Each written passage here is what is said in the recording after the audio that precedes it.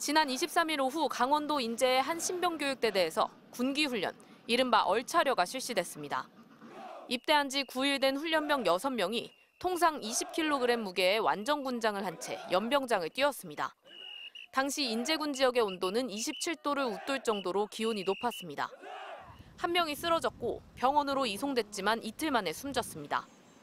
군인권센터는 제보를 토대로 이들이 전날 밤 떠들었다는 이유로 군기훈련을 받았다고 했습니다. 제보에 따르면 군장을 맨 채 팔굽혀펴기, 여기에 특정 지점까지 빨리 뛰어오게 하는 가혹행위까지 있었다고 말했습니다. 숨진 훈련병이 쓰러지기 전 안색이 안 좋아 보인다는 다른 훈련병들의 보고도 무시됐다고 했습니다. 아직 군인으로 체력적으로 완성된 단계도 아니고 이런 훈련을 감당할 수 있을지 없을지를 확답할 수 없는 상황에서 무리하게 완전군장 훈련시켰다는 것 자체가. 관련 규정에 따르면 얼차려는 대상자의 신체 상태를 고려해 실시하게 돼 있고 완전군장 상태에서는 1회당 1km 이내에 걷기만 시킬 수 있고 뛰는 것은 허용되지 않습니다. 군은 규정 위반이 있었다고 보고 있습니다. 민간 경찰과 함께 군기훈련 과정에서 규정 위반은 없었는지 면밀하게 조사를 진행하고 있습니다. 해당 부대에선 당시 단체로 기침을 했다는 부모들의 증언도 이어졌는데 군은 집단 감기는 아니고 제식훈련 과정에서 목이 잠긴 것이라고 답했습니다.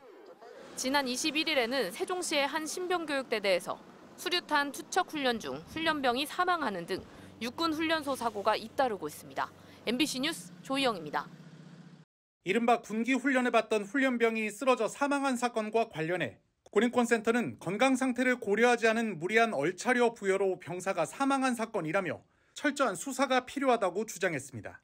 군인권센터는 제보에 따르면 사건이 발생한 강원도 인제의 한 부대에서 6명의 훈련병이 지난 22일 밤 떠들었다는 이유로 이튿날 오후 완전군장을 차고 연병장을 도는 얼차려를 받았다고 전했습니다. 센터 측은 그런데 당시 같이 얼차려를 받던 훈련병들이 숨진 훈련병의 안색이 안 좋아 보인다며 집행간부에게 이를 보고했으나 그대로 강행됐다고 밝혔습니다. 그러면서 제보 내용대로라면 집행간부가 훈련병의 이상 상태를 인지하고도 꾀병 취급하고 무시하다 발생한 참사라고 주장했습니다. 센터는 군기훈련의 명령과 집행, 감독이 병영생활 규정에 맞게 이루어졌는지 엄정히 수사하고 군기훈련에 앞서 대상자의 신체 상태에 대한 점검이 있었는지도 확인해야 한다고 강조했습니다. 군기훈련은 군대에서 생활수칙을 위반하는 등 잘못을 저질렀을 경우 흐트러진 군기를 바로잡기 위해 팔굽혀펴기나 쪼그려 뛰기 등 얼차려를 부여하는 걸 의미하는데 2020년 6월부터 육군 규정에 의거해 군기훈련이라는 용어로 쓰여왔습니다.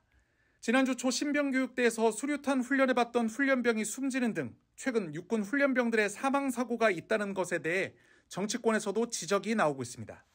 조국혁신당 조국 대표는 21세기 대한민국에서 군대 간 청년들이 어이없는 이유로 죽는 상황을 이해할 수도 납득할 수도 없다며 요 며칠 기사를 보며 어떤 부모가 걱정 없이 자식을 군대에 보내고 싶고 어떤 청년이 흔쾌히 군대에 가고 싶겠나 생각했다고 주장했습니다. 조 대표는 군대에 가야 사람 된다. 불과 20여 년 전까지도 농담 반 진담 반으로 하던 말로 당시에도 전근대적인 이야기라고 했다며 2024년에 얼차려란 방식으로 군기를 잡는 것이 합리적이고 시대에 맞을까? 정말 군기를 따지고 얼차려야 하는 곳은 어디일까라고 덧붙였습니다.